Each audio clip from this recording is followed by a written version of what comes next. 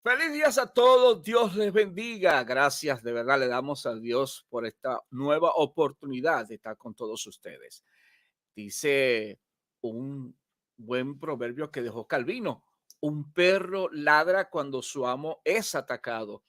Yo sería un cobarde si es atacada la verdad de Dios y permanezco en silencio. Bueno, es una gran verdad que de verdad tenemos hoy que imitar, porque ciertamente estamos siendo atacados por muchas formas y de muchas maneras. Aquí le habla el pastor Eudo Alarcón, que tiene el inmenso placer de estar con ustedes a través de su programa Impacto Com. Saludamos a aquellos que están conectados a través de nuestra emisora de radio en internet, como lo es NCC Radio. Manténgase en sintonía porque hoy tendremos la visita de un buen invitado que nos estará hablando de su historia de vida. Y a quienes están ya conectándose por nuestra cuenta de YouTube o de Facebook, pues denos la oportunidad de poder escuchar sus comentarios y poder aún hacerle preguntas a nuestro invitado. Y ya que estamos en esta parte del invitado, recordemos que tuvimos un excelente programa este lunes pasado que fue de gran bendición, que usted puede volver a ver en nuestra cuenta de YouTube, como lo es Impacto.com, o en nuestra cuenta de Facebook de Eudo Alarcón Ministre, que le va a ser de gran bendición. Así que vamos a esperar que usted pueda disfrutarlo también. Nuestro invitado de hoy nació en la ciudad de Caracas, Venezuela. Vive en la actualidad en Texas. Tiene un doctorado en teología, un PhD en consejería bíblica y terapéutica. Es político, ministro, esposo, papá y abuelo. Estamos hablando del pastor Claudio Ojeda, que en esta mañana nos da el honor de poderle tener en nuestro programa. Así que vamos a estarle recibiendo a él, pues, de una manera muy especial, porque nos sentimos honrados de poderle tener hoy. Así que creo que lo vamos a poder disfrutar. Bendiciones, pastor. Dios le bendiga. ¿Cómo estás? Feliz día para toda tu audiencia, Pastor Eudo. Qué alegría poder servirte a través de esta preciosa emisora. Para mí es la grata compañía, para mí.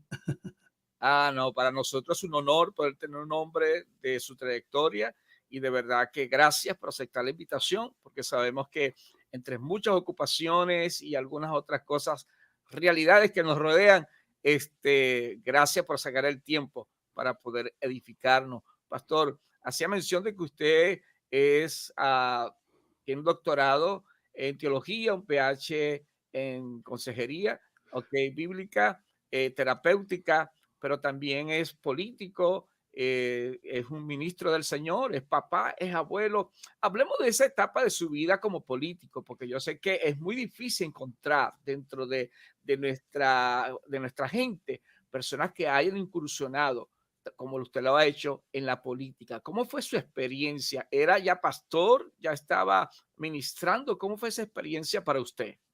Sí, fíjate, para toda tu audiencia y para tu programa Impacto Con, hice política siempre desde el pastorado, nunca fuera del pastorado. De hecho, fue en el pastorado que Dios nos dio una palabra para esa iniciación en el mundo político. Pero antes, permíteme, oye, tratar de colocar un concepto que creo que tenemos que ir trabajando con mucho cuidado, porque sé que De es seguro un, que sí. es un tema delicado para mucha gente, pero vamos a tratar de explicarlo con humildad. Fíjate, yo creo que es un error en el pensamiento evangélico mundial seguir pensando que política no se mezcla con la religión. Mucha gente todavía predica, pregona y sostiene ese concepto, que política no se mezcla con religión. Cuando hablamos de esa manera, creo que estamos dejando por fuera un conocimiento interesante al respecto. Por ejemplo, Mm. la política, la palabra política es la alianza, la unión de varias fuerzas, es buscar el acuerdo en donde aparentemente no hay acuerdos y necesitamos encontrar salidas o caminos. Es el arte de acordar entre los liderazgos que quieren gerenciar. Pero yendo un poquito más atrás, tú sabes que en la antigua Grecia habían dos palabras. Estaba la palabra polites y la palabra idiotes. La palabra polites y la palabra idiotes.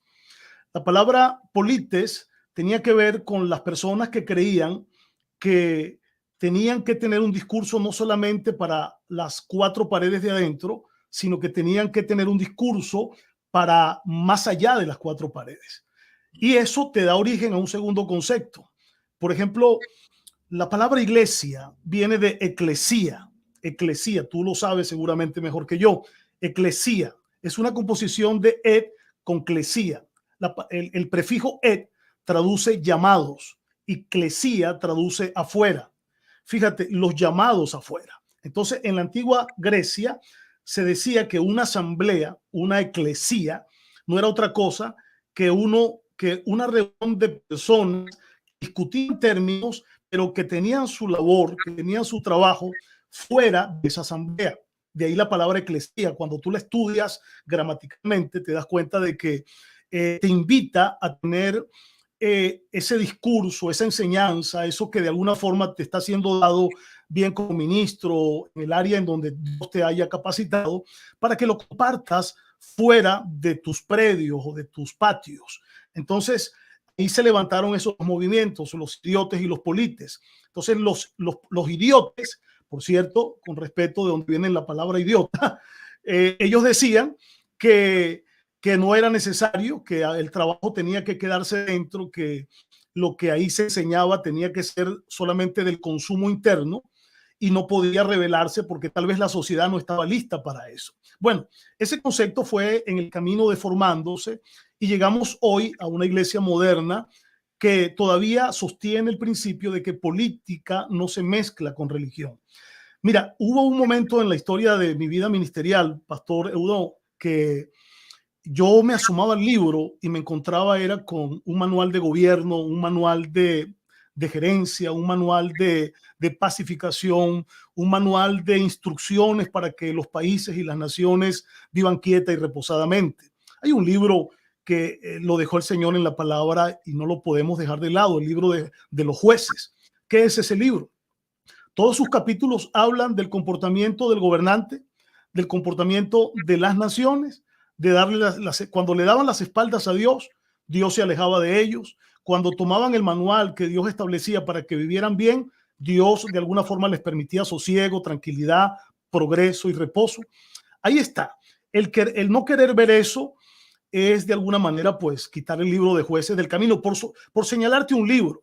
Pero la Biblia es un manual que está lleno de alta política. Desde mi perspectiva, la política es una herramienta que necesita ser, o una ciencia, perdón, que necesita ser redimida por hombres correctos. No estoy hablando de esa política, de politiquería. Tenemos muchos politiqueros en el mercado, mucha gente que va a la política con el ansia de tener hambre de poder para tratar de autosostenerse a sí mismo, llenarse, corromperse, y luego sale pues manchado por escándalos y todo esto. No. Fíjate que, pastor, tú estás diciendo algo muy interesante en cuanto a la posición que tienen muchos cristianos a nivel de Latinoamérica, tal vez en menos grado aquí en los Estados Unidos con respecto a los anglosajones, pero todavía entre muchos latinos se mantiene esa filosofía con respecto a decir, porque fue lo que se nos enseñó desde hace mucho tiempo, que la política era del diablo, y ciertamente pues se la hemos dejado a mucha gente mala que nos ha hecho mucho daño, y por eso hoy estamos viendo cómo muchos de nuestros pueblos emigran a esta nación para poder salir de esa opresión a la cual están sometidas. Estamos en Impacto con el pastor Claudio Ojeda desde Texas, que nos está hablando de historia de vida. Y antes de continuar, quiero saludar a algunas personas que ya están conectadas y que nos están dando su saludo, como lo es a Emily Genesis. Dice: pastor, saludo desde Caracas, Venezuela. Emily, Dios te bendiga, gracias por tu conexión. También tenemos con nosotros a Axel Ojeda, dice: saludos y bendiciones. Dios te bendiga, Axel. Y también tenemos a Emilia Rivera, dice: bendiciones, pastores. Gracias a todos ustedes por su conexión. Por favor, déjanos sus comentarios. Síganos en nuestra cuenta de YouTube de Impacto Con. Dele clic a la campanita y así pueda estar recibiendo notificaciones. Nuestros programas que siempre están saliendo los lunes y los miércoles para bendecir un pueblo que necesita conocer testimonios como el que hoy estamos escuchando. Usted está diciendo algo que de verdad queremos despertar en conciencia a muchos de nuestros pueblos, porque parte de la crisis que nosotros estamos viviendo es culpa de esa mala enseñanza que recibimos desde los púlpitos en cuanto a lo que tiene que ver la política. Aunque no quiero hacer un programa de política realmente, pero ya que estamos en ese punto, quiero preguntarle qué cargo ostentó usted mientras estaba ejerciendo política en Venezuela. Mira, en el año 98 tuve el privilegio divino de ser diputado regional en el estado Miranda. Eh, Ahí por alguna gracia de Dios, créeme que ahí no hay otra cosa de intervención humana, sino fue la gracia de Dios. Yo para el año 98 era secretario de la confraternidad de pastores de mi ciudad y vino el gobernador del estado de ese entonces pidiéndonos ayuda al pastorado, al ministerio ahí estaban todos los pastores del estado, o un buen grueso, perdón. Y bueno, el gobernador vino y nos hizo una propuesta. ¿Por qué ustedes no preparan? Él dijo, yo ando en un recorrido en la geografía del estado y me consigo que ustedes están por todas partes, hablándole a la iglesia cristiana. ¿Por qué ustedes no me dan? Y él dijo también una segunda idea. Él dijo, yo consigo que ustedes construyen templos, hacen trabajo social con las manos. Veo que ustedes, nadie los ayuda, o sea, no tienen un foco económico que esté pendiente de ustedes, pero ustedes con lo poquito saben hacer mucho. ¿Por qué no me dan, tomen de sus mejores hombres y pónganlo en las manos nuestras para que nos ayuden a hacer un frente anticorrupción, a levantar una gerencia un poquito más transparente, más cristalina, con menos corrupción? Bueno, lo oramos en medio de la tertulia pastoral interna, el directorio, con el consejo de los pastores, y entre los hombres postulados salí yo. Ahí concursamos a estar en una diputacía regional, estoy hablando del estado Miranda. Fui 2 años diputado y de ahí se me hizo la oferta. Nosotros trabajamos en la elaboración de la constitución del estado. Cuando yo estaba llegando había una reforma y trabajamos allí y había una ley que recuerdo con claridad que se llamaba Ley de Participación Ciudadana. Se estaba integrando el concepto de las mayorías a la constitución del estado y ahí pudimos nosotros también hacer algunas observaciones y aprender un poco del parlamento regional en donde en ese momento Dios nos estaba colocando. Pues bueno, de allí se nos hizo una oferta para ir a la prefectura del municipio Sucre, ahí en Petare, esa gran ciudad que los venezolanos conocemos. Yo vivía en Petare, ministré en Petare y todo mi desarrollo ministerial lo hice en esa ciudad. Y entonces, bueno, yo feliz porque estaba a cuadras de mi casa, a cuadras de todo donde yo ejercía mi liderazgo, y estuve 5 años como prefecto del municipio Sucre, 5 años. Ahí, al final de la historia, para hacerla breve, renuncié por cansancio, renuncié por cansancio, soledad y agotamiento, y me fui a un poquito al descanso ministerial. En el 2008 regresé como candidato a alcalde en una forma independiente, ya solo con la iglesia. Éramos 3 candidatos, el del chavismo, el de la oposición y yo. Quedé de tercero. Fíjate qué milagro. Pero bueno, pastor, es un buen intento porque realmente dentro de la política hay que ir escalando y hacer una figura. Pensamos que muchas veces, y realmente, aunque tenemos a Dios a nuestro lado, ciertamente Él no quiere que nosotros salgamos favoritos porque lo tengamos a Él a nuestro lado, sino que sepamos hacer nuestro trabajo y que nos cueste lo que tengamos que hacer, que tengamos que ir a las calles, tocar puertas, hablar de un propósito a las personas, que la gente se enamore de lo que nosotros podemos proponerle, porque si lo hiciéramos tan fácil, realmente creo que no daríamos el 100 que tendríamos que dar. Hay algo que yo quisiera acotar lo que usted está haciendo. Y yo sé que este punto sirve para 10 programas y no terminaríamos. Pero Seguro. le decía al Señor, Señor, ¿por qué si tú no los advertiste tantas veces, por décadas, lo que sucedería en Venezuela? Y yo miré movimientos de oración, de ayuno, la gente saliendo a las calles, decaía un poco y volvía a Dios a mandar un profeta y volvíamos a lo mismo. Pero yo le decía, ¿pero por qué llegó? ¿Qué fue lo que no hicimos? que teníamos que haber hecho para que lo que hoy vive Venezuela no lo viviéramos? Y esta fue la respuesta que Dios me dio. Lo que hicieron, tenían que hacerlo, pero tenían que haber hecho dos cosas más. Tenían que haber instruido a mi pueblo a saber escoger sus líderes Ujú. y a mover a mi pueblo a tomar los lugares donde se toman las decisiones importantes. Nada más. Mira esto, pastor, mira esto. Tú me das pie a leerles Deuteronomio capítulo 17, verso 14, en cualquier versión que la podamos leer. Yo voy a leer la versión Palabra de Dios para Todos, si me lo permites. Dice, ¿cómo nombrar un gobernante? Mira lo que te dice la Biblia, Deuteronomio 17:14, para aquellos que son estudiantes y acuciosos en el estudio. Dice, cuando entres a la tierra que el Señor tu Dios te da y tomes posesión de ella, te establezcas ahí y digas, elijamos a un gobernante sobre nosotros, como todas las naciones a nuestro alrededor. Debes asegurarte de nombrar a un rey sobre ti que sea elegido por el Señor tu Dios. Mira, te da las recomendaciones. La Reina Valera dice, debes asegurarte de que el rey que vas a elegir sea tu hermano. Sea tu hermano. Mira esto, tu hermano. Luego dice, tendrá que ser alguien de tu propia gente, dice esta versión. Alguien de en medio de tu pueblo, no un extranjero. Luego dice, él no deberá acumular caballos para sí mismo, tampoco deberá enviar gente de vuelta a Egipto para comprar más caballos, porque el Señor te dijo, ustedes nunca deben volver por ese camino. Tampoco deberá casarse con muchas esposas, porque si no se le pervertirá el corazón. Además, no deberá enriquecerse con plata y con oro. Mira que te da unas 6 líneas de cuál debe ser el perfil de una persona que vamos a elegir. Eso que tú estás diciendo, instruir a nuestra gente en cómo elegir correctamente. Nosotros elegíamos por caras bonitas y eso no solo pasaba en Venezuela, eso pasa en el mundo.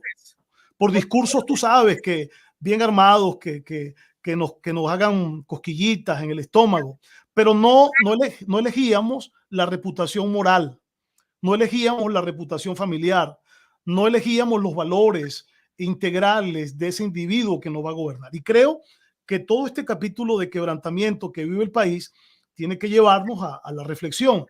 Y yo creo que ahorita debemos estar aprendiendo la lección, ¿no? Porque también tuvimos el acontecer como fenómeno político por allá en los años 90 y tanto, 98, 99, cuando Chávez, como fenómeno político, pues el hombre tuvo un discurso encantador, hechizante, tuvo un discurso que embrujó a las mayorías, al 80% de la nación, incluyendo a mucho pueblo cristiano. Y Oh, eso yo diría, tiene que, ajá, entre los pueblos cristianos, entre el pueblo cristiano, creo que más de un 90% se apegó a esa idea, a ese proyecto. Claro, también como resultado de lo que los gobiernos anteriores habían empujado al pueblo en ese sentido. Pero bien, creo que Dios en este sentido nos está hablando de que hay que despertar la conciencia del pueblo, de enseñarle de que la política no es del diablo. Algunos hablan de política como el arte de gobernar, aunque también es una ciencia.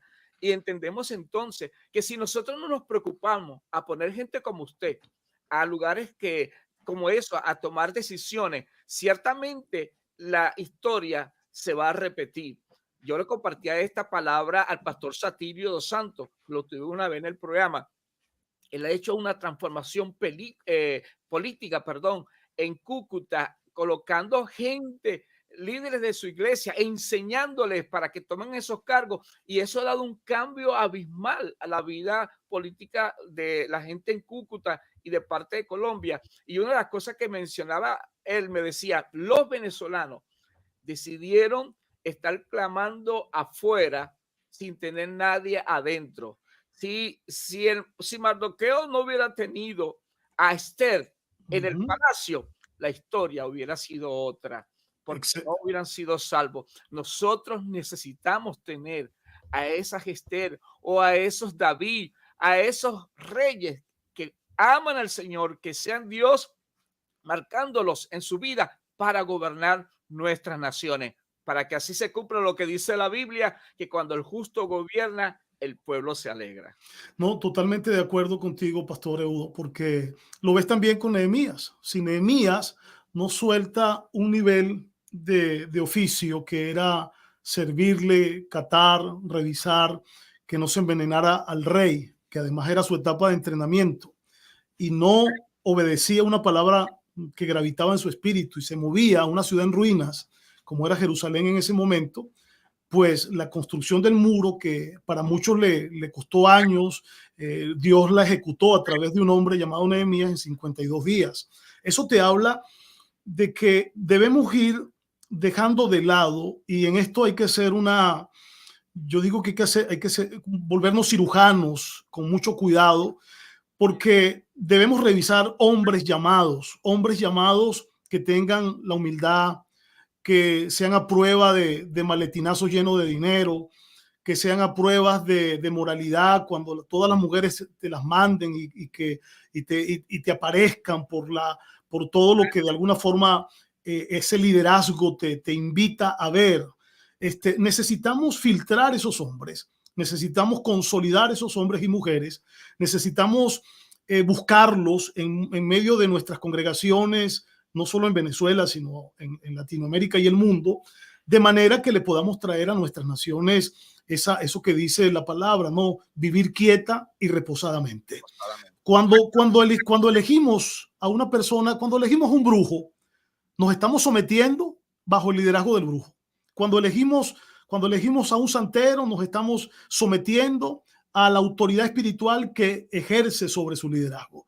Cuando elegimos a un hombre de Dios, nos estamos sometiendo a los principios que rigen el destino de ese hombre. Entonces, eso es sencillo de verlo. No podemos seguir. Yo sé que hay pastores, yo sé que el tema, yo sé que fulano se metió en la política y robó y hizo esto y aquello. Eso lo vamos a tener siempre. Lo que tenemos que sencillamente, repito, un poquito de lo que tú decías, instruir a nuestra gente, filtrar a los hombres, capacitarlos, no solamente dentro, sino que vayamos a otras escuelas en Latinoamérica y en el mundo a ser formados y recibir instrucción y probar nuestro carácter humilde. Ahí está José, ahí está Daniel, ahí está Moisés, ahí están estos hombres que fueron probados por Dios en escuelas diversas y presentaron una gerencia gubernamental de éxito, de progreso, de prosperidad, de bienestar, de salud. ¿Por qué no lo podemos hacer nosotros con esas experiencias bíblicas tantísimas que tenemos allí? 100%, pastor, y ciertamente esperamos que los que nos están escuchando en Venezuela, en toda Latinoamérica y aquí mismo en Estados Unidos, sepan y entiendan de que nosotros necesitamos despertar en conciencia en esto y que Dios está interesado en poner gente nuestra en estos lugares. Que sí, que este es un riesgo que algunos se puedan corromper, porque ciertamente, como dijo un buen amigo, el poder no corrompe. Lo que hace el poder es sacar lo que hay en el corazón. Y Ajá. donde se va a sacar lo que realmente las personas tienen en el corazón. Pero no por eso no vamos a arriesgarlo, porque ¿quién, si le dan un billete falso, deja de recibir billetes? En absoluto. Hay que seguir adelante. Así que necesitamos hacerlo así dentro de nuestra fila, gente que cuando esté allí nos vaya a dar las espaldas, porque sí va a haber muchos que van a ser fieles y van a hacer su trabajo. Bueno, estamos en Impacto con el pastor Claudio Ojeda de Texas, que nos está deleitando con su historia de vida y con su etapa como político. Queremos saludar a algunas personas que están conectadas y que nos están dejando su saludo, como lo es Francis del Carmen, que dice: saludo pastor, bendiciones desde Caracas, Venezuela, un abrazo. También tenemos por acá al Centro Cristiano Torre Fuerte en Panamá, dice: abrazo pastor Claudio Ojeda desde Panamá. Un saludo a todos y gracias por su conexión, por sus comentarios. Esperamos que usted lo esté disfrutando como yo lo estoy disfrutando en este día. Conocemos a un Claudio político. Háblanos de ese Claudio ministro. El legado que usted recibió de un hombre que de verdad le marcó en su vida con fe, Inerio Morillo, que muchos en Venezuela le conocen por su trayectoria ministerial, su mensaje. ¿Qué significa eso para usted? Inerio Morillo, ese nombre me toca la sensible, como hablábamos tras bastidores el día de ayer. Mi padre, mi mentor, mi maestro, mi guía después del Espíritu Santo en todo lo que sé ministerialmente. Se lo debo después del Señor a ese hombre y a su esposa, una pareja ministerial que me tomaron. El cuento te lo resumo. Yo a los 5 años de edad, mamá me llevó a la congregación y unos añitos más tarde, poquitos, te estoy hablando de, no, un añito más tarde, salía el pastor de mi pastor a otra línea ministerial y abrazaba a la congregación y el ministerio mi pastor Inerio Murillo. Él me toma de la mano desde niño, te estoy hablando 5 años, tengo 51 años de edad, sé que aparento 15, pero es al revés, siempre es verlo al revés. Me tomó de la mano, me formó, me educó, muchos lo llamaban un caballero del ministerio, un caballero ministerial. Mi pastor fue un hombre lindo, un fundador de 350 congregaciones en Latinoamérica, llegó hasta Japón llevando el evangelio y representando a Venezuela en derechos humanos. Fundó congregaciones en Colombia, Ecuador, Panamá, Europa, Estados Unidos. Fue un hombre que caminó estas tierras con mucha fuerza, un hombre de lo que dice el escritor de Hebreos, el mundo no era digno de imitar. Ese hombre me enseñó todo, desde el ABC bíblico hasta lo que humildemente somos hoy día. Sé que de donde esté allá en la presencia del Señor, un día nos vamos a reunir y vamos a, si hay dominó en el cielo, echar una partidita de dominó. No sé cómo se traduzca esto para el resto de Hispanoamérica, pero disfrutar un poquito de las historias y las anécdotas. Ese hombre con su silencio, Pastor Eudo, nos enseñaba. Los que tuvimos el privilegio de estar con él. Yo no tuve el privilegio de viajar a las naciones e incluso a la nación con él. No tuve ese privilegio porque cuando él viajaba, yo me quedaba frente a la congregación madre.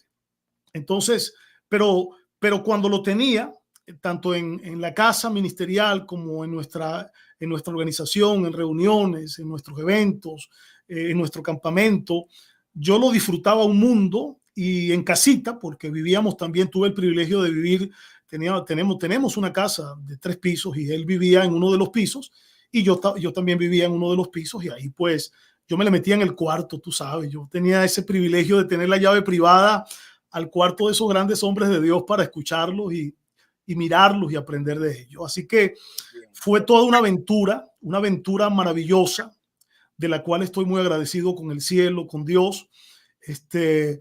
Y luego él parte a la presencia del Señor por un tumor en su cerebro.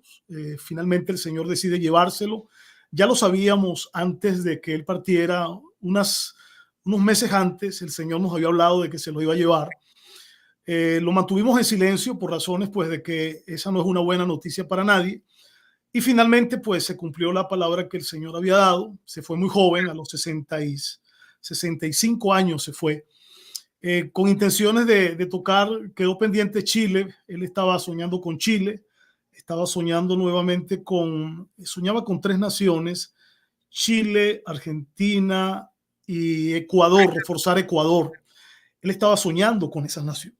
A mí me quedó, creo que de esos muchos hombres que él tocó, a mí me quedó un disco duro de 1200 sermones, 1200 sermones en mi poder. Así que tengo esa joya por allí y en cualquier momento cuando se me acaben a mí mis inspiraciones, que el Señor decida que bueno, anda, pues yo voy a ese disco duro a recoger esas conferencias dadas por él. Es un tesoro realmente. Un tesoro. Ciertamente que bueno, gracias a Dios por hombres como quien fue tu mentor, tu pastor, tu amigo, que dejó marcado. Bueno, y también, si no me equivoco, fue tu suegro también, ¿no? Sí, como no. Yo estoy casado con la mayor de él. Soy su primer hijo putativo. Fui el primero que le di su bisnieto. Él murió, yo cumplí el 14 de abril, él muere el 15 y el 16 nació el bisnieto. Él no pudo conocer a su primer bisnieto y le colocamos un nombre pequeño, se llama Matías, el sustituto. El sustituto de ese gran hombre. Así se llama ese nieto lindo que hoy va a cumplir 5 años con el favor de Dios. Va a cumplir el próximo año 5 años de la partida de nuestro apóstol. ¿Qué tú le dirías a esta generación con respecto a la mentoría? Sabemos que muchas personas quieren estar solo y realmente pues es muy difícil, pero ¿cuál sería tu consejo? Porque por la forma que nos está hablando tan apasionada, pues vemos que esta persona, como lo fue el pastor Inerio Morillo, te marcó. ¿Tú crees que es necesario tener un mentor en nuestras vidas? Fíjate, te lo voy a explicar de 4 maneras que la aprendí justamente de él. Él me dijo un día, Claudio, en la vida vas a necesitar 4 frontales, 4 frontales. Número 1, vas a necesitar un amigo, alguien con quien compartir lágrimas y éxitos. Número 2, necesitas un mentor, alguien que te corrija, alguien que te corrija, que te enseñe, que te discipline y que te diga las cosas feas que no quieres escuchar. Un mentor. Y número 3, me dijo un amigo. Número 2, un mentor. Número 3, un sustituto, alguien que pueda continuar el legado de tu llamado. Y número 4 fue lo que me sorprendió, me dijo, y vas a necesitar un enemigo. Ese ya lo tienes gratis, un enemigo. Y le expliqué y le pregunté, ¿y por qué un enemigo? Me dijo, porque cuando tú sabes que tienes enemigos, te cuidas, generas prudencia, eres cauto, te mueves con sabiduría y ya tenemos un enemigo gratis. Entonces, de eso, tener un enemigo te va a permitir andar, como decimos en Venezuela, mosca, con las antenas paradas, pendiente de por dónde va a atacarte el enemigo y saber caminar. La Biblia enseña que David tuvo 3 mentorías, tuvo 3 profetas. David tuvo a un Gad que lo consoló, tuvo a un Samuel que lo llamó, un Gad que lo consoló y un Natán que lo confrontó. Fíjate que David es el hombre que se maneja en un código de paternidad interesante. Tiene un profeta llamado Samuel que lo llama, tiene un profeta llamado Gad que lo consuela, que lo anima, y tiene un profeta llamado Natán que lo confronta y le dice, lo que tú estás haciendo está equivocado. Entonces, en la vida, le digo a esta generación que claro que necesitamos un mentor, un padre, un amigo, un consejero, alguien que nos dé indicaciones por revelación divina o por experiencia de cómo debemos conducirnos en la vida. No nos la sabemos todas. Así es, y de verdad que necesitamos a alguien que nos acompañe o que nos ayude a recorrer el camino que él ya recorrió para poder llegar a donde ellos ya han llegado. Porque siempre, pues, cuando hablamos del llanero solitario, no nos damos cuenta que ni siquiera el llanero solitario estaba solo. No, él tenía toro. Y escucha, y el zorro, que es creo que un poquito más nuevo, tampoco dijo, no voy a andar solo, aunque sea un mudo me traigo, por lo menos para que me escuche y me haga señas. No podemos estar solos, creo que un buen amigo, creo que un mentor, creo que un pastor y aún un enemigo lo necesitamos para Así poder es. sacar lo mejor de nosotros, que es lo que Dios quiere que se haga. Aquí nos deja un comentario Centro Cristiano de Torrefuerte en Panamá que dice, wow, historia de nuestro apóstol Inerio Morillo. Así es, así es. Hay que honrar a los que honra se merece. Okay. María Ángela Isabel dice, nos enorgullece, pastor, ciertamente. Ok. Gracias, gracias. No tuve el honor de conocer personalmente al apóstol Inerio, pero al conocer al pastor Claudio sé que era un gran hombre, ciertamente reconocido. Yo tampoco tuve ese honor de conocerle personalmente, pero desde muy joven, desde mi adolescencia, escuchaba, por decir así, el nombre del pastor Inerio Morillo, ok, su trayectoria ministerial y su nombre siempre quedó grabado en mi mente. Bueno, hemos conocido al pastor político, al pastor ministro, queremos conocer a ese pastor de familia, al que es papá, que es esposo, al que es abuelo. ¿Cuál ha sido la etapa más difícil de tu vida dentro de la familia? Bueno, yo creo que la pregunta deberíamos hacérsela a mi esposa y a mis hijos y a los nietos, pero vamos a tratar. Ellos están por ahí. Algunos, aquí tengo al nieto que fue la inspiración de venir a esta nación y al hijo varón. Yo tengo 2 hijos. Para los que no saben, tengo 2 hijos. Tengo 2 hijos con la misma esposa.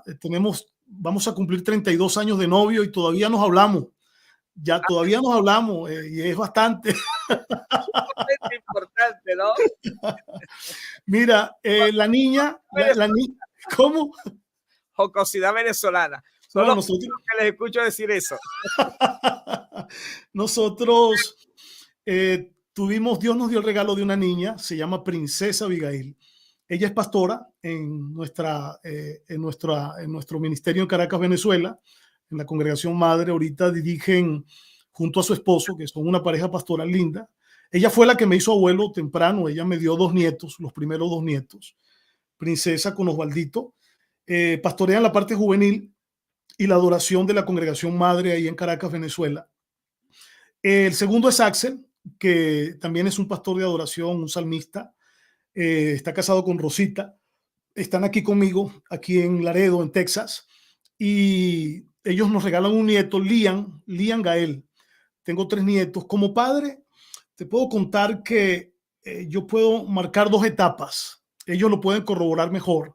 Si en algún momento te toca entrevistarlo, de hecho, mi hijo es comunicador, es periodista, Axel, y Princesa ella estudió estudios internacionales, tiene vena política, le gusta la diplomacia, le gusta, tú sabes, le gusta la política, le gustan las leyes.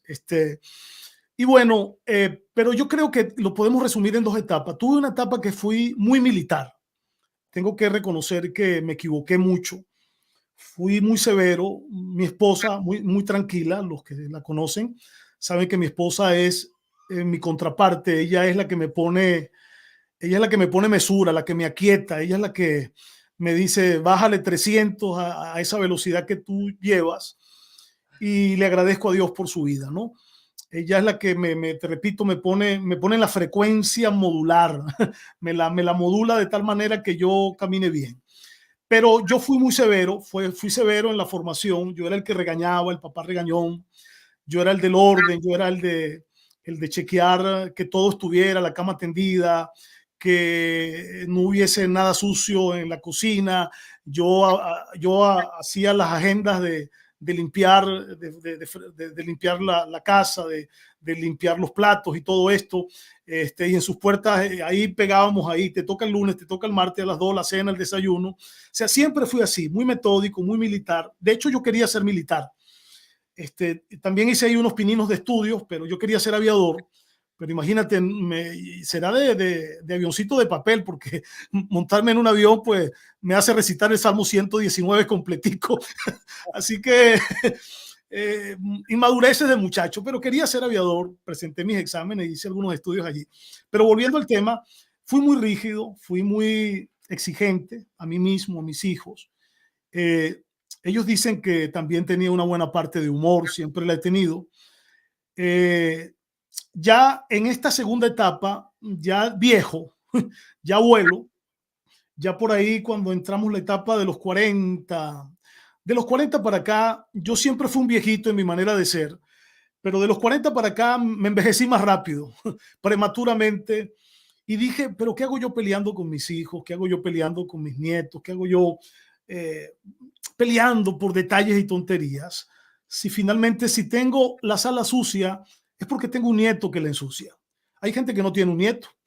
Si tengo la pared pintada de otro color, ahí con el don artístico de un Picasso, de un Da Vinci, pues es porque el niño está por ahí marcando las paredes. Entonces, entre el detalle de la pared y el nieto, pues creo que el tesoro más valioso es el nieto. No significa que no vamos a poner orden y algún tipo de generar algún tipo de principios, ¿verdad? Pero esa segunda etapa la llamo la etapa del disfrute. Ya no soy ese papá que pelea, que regaña, que exige. Trato más bien de modelar, seguir modelando y ser amigo, ser jovial, disfrutar. Lo que dice Salomón, el todo del hombre debajo del sol se puede resumir en 4 palabras: trabaja, come, bebe y disfruta. Yo me la pasé trabajando, comiendo, bebiendo, bebiendo bebidas saludables, no me vaya a malinterpretar nadie. Y finalmente yo me saltaba la parte que decía disfruta. Creo que me llegó el tiempo de disfrutar y lo estoy haciendo. Qué bueno, qué bueno. Bueno, estamos en Impacto con el pastor Claudio Ojeda, que nos está contando su historia de vida Y pastor, haciendo una reflexión sobre eso, creo que comenzamos a ser papá cuando somos abuelos.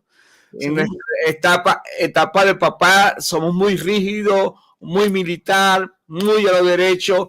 Creo que la presión de que nuestros hijos puedan tener un buen camino, pues está sobre nuestros hombros y no queremos fallar en eso. Y en eso de quererlo hacerlo bien, cometemos muchos errores. Yo creo que yo llené todas las páginas de los errores y si existe otro libro por ahí, por favor que me lo den para firmarlo porque yo tengo todos los errores allí. Sí, así mismo, en lo personal también puedo decir que también me ha pasado, a veces me siento con mis hijos a hablar y me dice, papá, ¿te acuerdas cuando hiciste esto? Eso no estuvo bien, ¿qué tal? Muchas veces decir, perdón, mijo, no era mi intención era que todo fuera bien, que te pudiéramos ayudar, pero ahora en la etapa de abuelo, yo me imagino que usted lo esté disfrutando y que esos errores los esté corrigiendo. ¿Cómo ha sido esa etapa para usted de abuelo, cuando comenzaron a llegar los abuelos? Perdón, los nietos. Los nietos. Antes déjame contarte una anécdota ahí que me hiciste acordar de, tú sabes que una vez le digo a mi niña, a mi hija, le digo, hija, ¿qué cosas bonitas recuerdas de tu infancia conmigo? Y se puso a pensar y se echó para atrás y me dijo, oye, papá, yo no recuerdo nada bonito. Más bien recuerdo que una vez me pegaste. Y yo le dije, hija, no tienes ni un recuerdo bonito conmigo. Oye, vale, yo no tengo perdón de Dios. Pero claro que era a nivel de broma y devolviéndome un poquito esa jocosidad natural nuestra. Pero la pregunta, fíjate, sí, la etapa de abuelo es una etapa rica porque tiene mucho de cierto esa famosa leyenda que anda en los pasillos de Latinoamérica de que somos consentidores. En efecto lo somos, ¿no? Yo tengo 3 nietos, 2 varones y una hembrita. El que tengo acá es el menor, todavía no habla, todavía está un poquito flojo para hablar, pero grita. Entonces, ahí hago mis ensayos con él, busco el momento de meterme, me le meto, me mira, a veces él me araña, me aruña, perdón, me muerde. Es una etapa de mucho consentimiento, de volvernos niños también nosotros, bajarnos de nuestro pedestal a veces de esa figura de héroe que le construimos a los hijos sin darnos cuenta. Es bajarnos de esa figura de héroe y convertirnos en un niño más con nuestros nietos, disfrutarlos, reír con ellos, se te montan encima, te ensucian, te dejan correr el café, te dañan un artefacto electrónico, te tumban, te parten algo. Y creo que todo eso, mi nieto, el primero, mi cama tenía dos cristales encima del copete.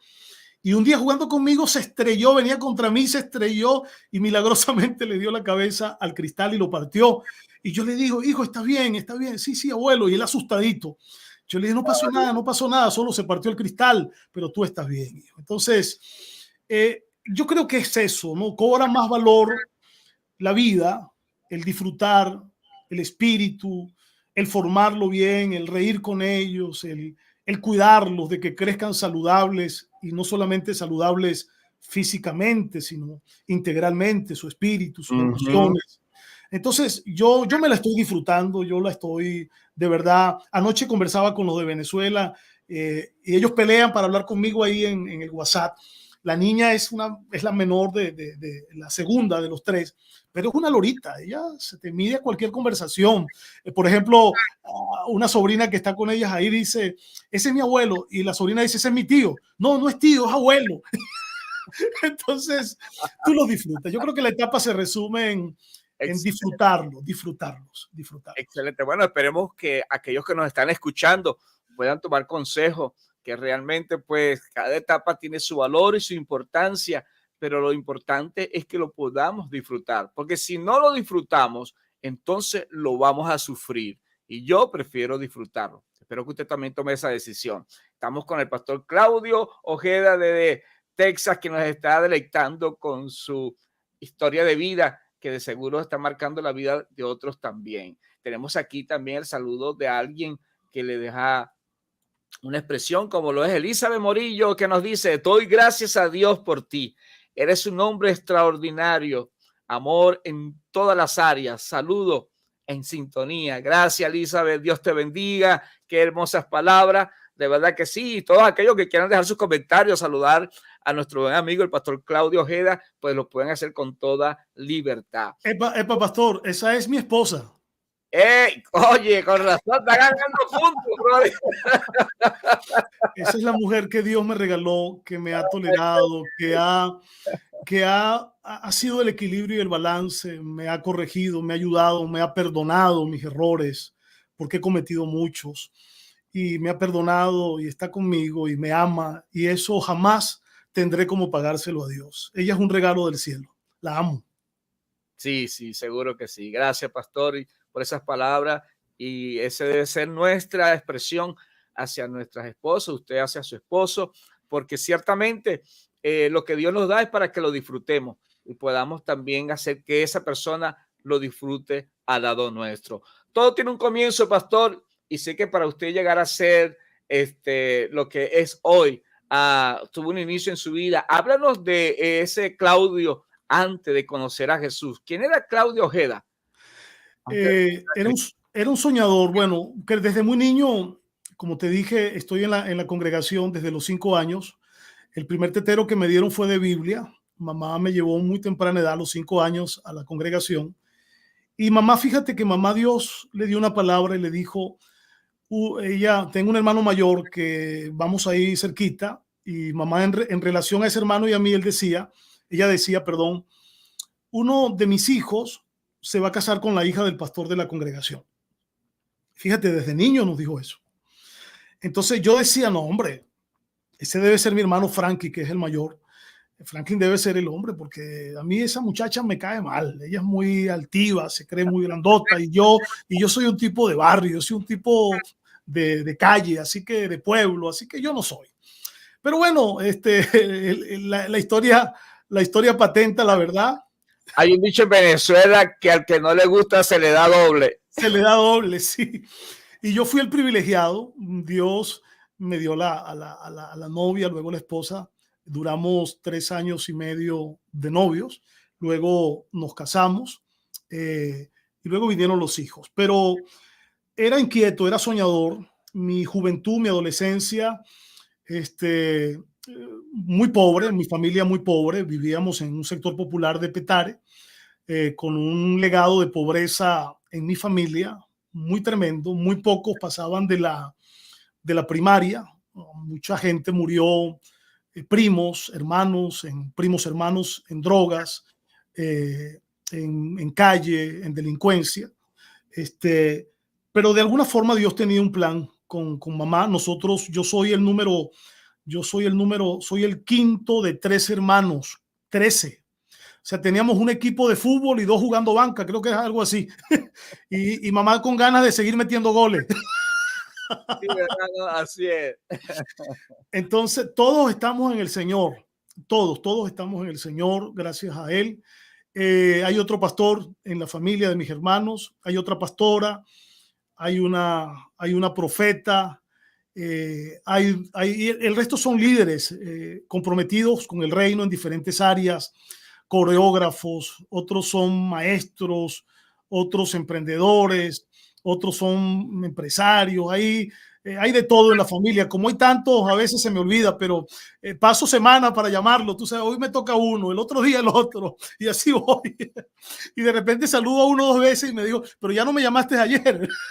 Oye, perdón, es que se me olvidó, vale. Era fulano de tal. Pero sí, se cumple lo que dice la palabra, que los descendientes de los que temen al Señor serán poderosos sobre la tierra. Así es. Entonces, pero tuvimos una niñez feliz. Yo recuerdo que, mira, mamá tenía un huerto como un jardincito en el barrio en donde vivíamos. Ella cultivaba ahí cebollín, tomatico ese pequeñito de árbol que llamamos nosotros tomate de árbol, y creo que también ahí, berenjenas. Las tenía ahí en el huerto. Y como éramos tantas bocas, papá trabajaba como todo un obrero y finalmente no alcanzaba. Y para colmo, yo llevaba a mis compañeros de clase, 3 o 4. Y mamá, yo no sé qué hacía, cómo hacía, luego me lo cuenta en el camino, ella nos daba una arepa o dos arepas, tú sabes que eso no puede faltar en el plato venezolano. En México las gorditas, las acabo de conocer. Y luego yo le preguntaba, mamá, ¿qué le echaste tan rico? Eso sabe a carne molida. No, mi amor, eso es berenjena con tomatico y cebollín de lo que yo tenía en el patio. Llegué a aborrecer la berenjena ya grande. De hecho, me la como, tú sabes, con temor, porque mamá me la dio tanto cuando niño.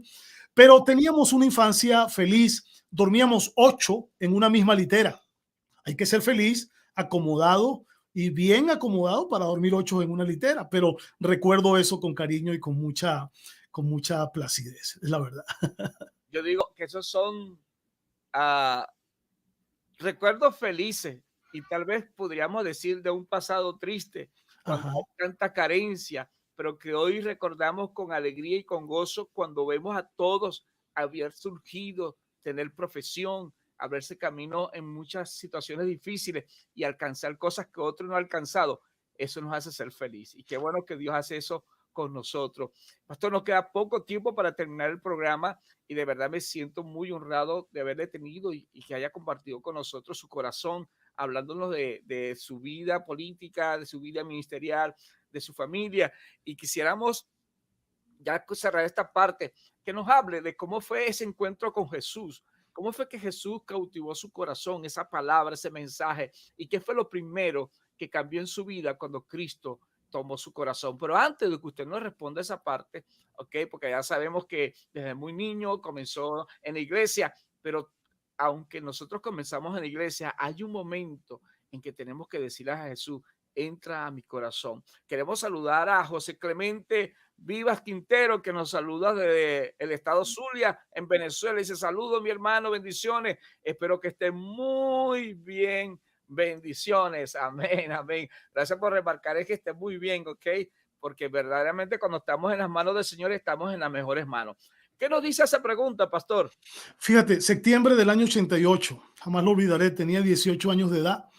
Estoy atendiendo un abasto de mi hermano que con esfuerzo va levantando y estaba lleno de esa leche popular, esa lata azul que venía de 1 kilo y 2 kilos, no sé si la recuerdas. Se nos está cayendo la cédula, claro está, ¿no? Pero por allá de esos años. Mi hermano tiene la licencia. A propósito, ¿no? Sí. Mi hermano tiene la licencia para venderla. Tiene que hacer una diligencia. Él es administrador de una marca en Venezuela llamada Harina Juana y por eso tenía la licencia y tuvo ahí algunas líneas de conexión. Me dejó atendiendo el negocio solo. Vinieron 4 ladrones, se metieron y se llevaron la venta del día. Se cargaron con toda la leche que había, creo que era un camión. Se la llevaron. No habían celulares como en estos tiempos, por lo menos no los tenía yo en ese año, ni nosotros. Ellos salieron con sus pistolas y yo detrás de ellos tirándoles piedra. Eso fue un viernes, recuerdo con claridad meridiana. Lloré cuando llegó mi hermano, que estaba apenas levantando el negocio, se entristeció conmigo. Era un dinero que él había pedido prestado para metérselo al negocio. Y yo hice un pacto con Dios. Yo estaba apartado, me aparté como 3 añitos, ahí me enfrié, como 3 añitos, ahí de 11 a, no, un poquito más, como de 13 a 18 años, 5 años, ahí me aparté. Estaba yo apartado, frío, no iba a la congregación.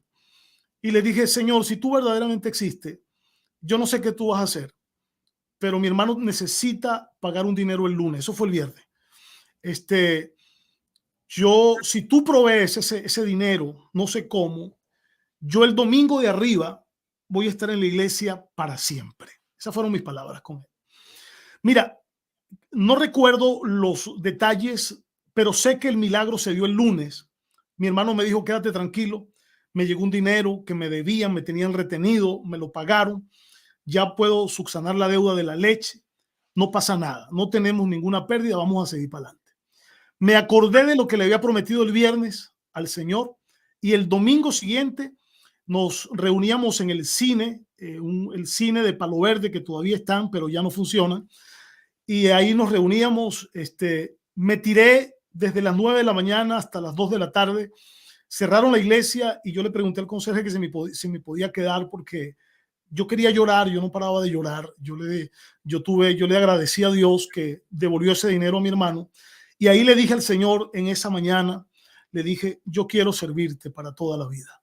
Desde el año 88 hasta ahorita, por su gracia, estoy sirviéndole. De ahí en adelante, pues lo demás es historia. No fui líder de todos los sitiales de autoridad de la iglesia, menos presidente de damas ni directora de mujeres. Bueno, hay casos que suceden que a veces se los proponen a las personas y dicen, oye, ya no te pases.